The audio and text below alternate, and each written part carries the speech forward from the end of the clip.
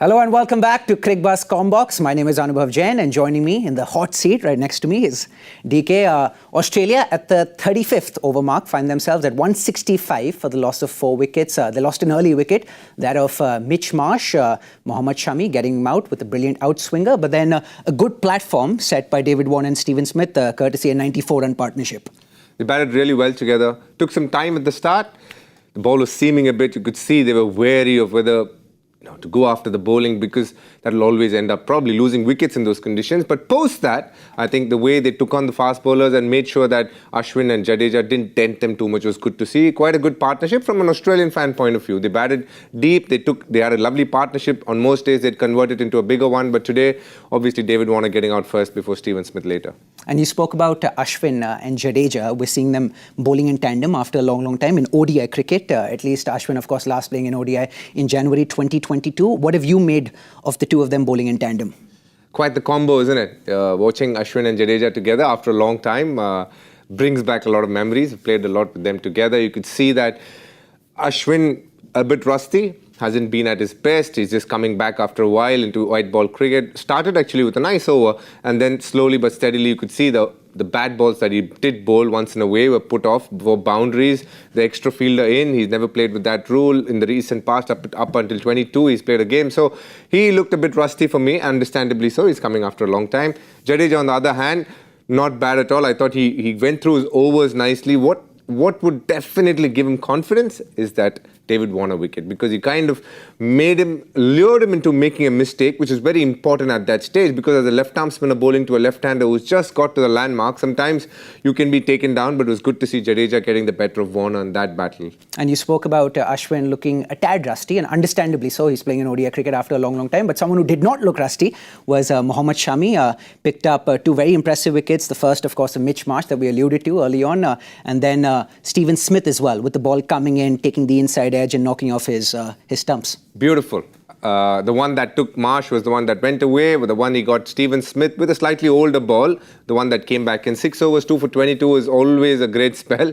And just the fact that he's bowled it in 2 spells says a lot about his skill set also.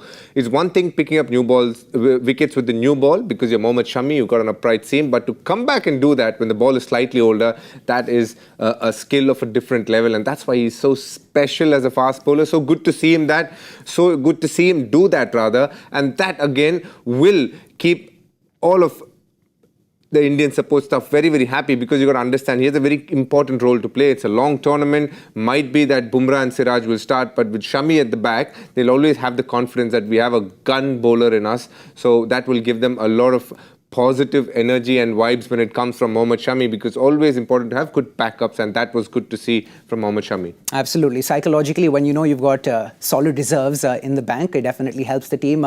But Shardul Thakur, again, another player who looked a tad rusty, you could say slightly unlucky as well. He bowled a brilliant slower one to David Warner. He was dropped by Shreyas Iyer at mid-off. But apart from that, Shardul Thakur not quite looking at his best. Shardul Thakur is the kind of bowler who, when he has an off day, will look very ordinary, because he's not really tall, doesn't get too much bounce. And when he gets hit, you'll always feel that, he's giving away way too many easy deliveries. But that's been his strength as well. Not the bad days, but the good days. He might look like that, but will pick you a wicket. Today, he's not picked up a wicket so far and has gone for runs. But the Shardul Thakur is never going to be a good-looking bowler. He's going to be an effective bowler at best at most times. And he is aware of that, and it's important that we embrace that as a fan as well, because he's never going to be a Shami or a Bumrah when it comes to producing beauties, but he'll always get you that 1 or 2 important wickets at clutch moments in the game when you least expect it from him, and that's going to be what's important from a Shardul Thakur point of view. So far, he's not picked up a wicket, but now in his third spell, when he comes back, there is an opportunity, if he uses his knuckleball well, that he can get a wicket there. Absolutely, and this is exactly what Harsha and you had talked about as well during the Asia Cup, saying that, oftentimes the wickets or the nature of the wickets that he takes is talked about, saying it's not the most aesthetically pleasing, but at the end of the day, when you have a solid number, the wickets column, no one should be complaining or griping about the fact that how they come doesn't really matter. But speaking of what's coming, we saw plenty of rain in the Asia Cup, and we're seeing rain right now as well. I think a few hours back, we saw a sudden change in the weather. It became overcast, it became windy, and now, from what I hear, the rains are down, the covers are on, so the players have gone back to the pavilion. I think one of the positives from the Asia Cup was the fact that it increased the tolerance for rain. So hopefully we can be a bit more patient this time than we were during the Asia Cup. But of course, we'll be back with live action as soon as the innings is over with Cricbuzz Live.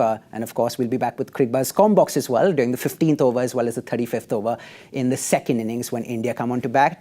Thank you so much to DK for joining us on Cricbuzz Combox. Thank you so much to you as well. And of course, we'll see you very shortly.